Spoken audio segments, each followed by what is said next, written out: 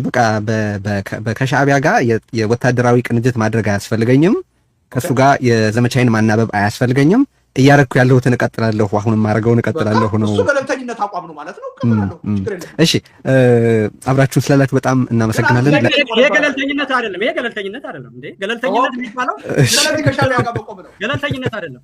እሺ ማለት ስለዚህ ታረጋው አንድ ነው ገለልተኛ ነኝ ካልኩ የኢትዮጵያ መንግስት አጥቅጦታል አንድ አካል አይደለ?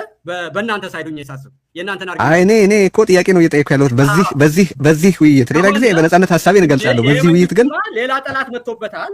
አሁን መውጋት የለብኝም። መጀመሪያ የሀገሪቷን ሉዓላዊነት ማስከበር ስላለበት በምንም አይነት መዋጋት የለብኝም የኢትዮጵያ መንግስት ካለ ነው ገለልተኛ የሚሆነው። ተኩስ አቆማለሁ ካለ ገለልተኛ የሚሆነው እንጂ የኢትዮጵያ መንግስት ከሻዕቢያ ጋር እየተዋጋ በጀርባ እየወጋው ገለልተኛ ነኝ እንዴት ነው የምትለው? ከዚህ በፊት መንግስት ጋር ያዳምጠኝ ተዋጋ እኮ ሀገር እኮ ጦርነት ላይ ገባ ሌላ ሀገር ጋር ልደቱ እና በኋላ እየተወጋ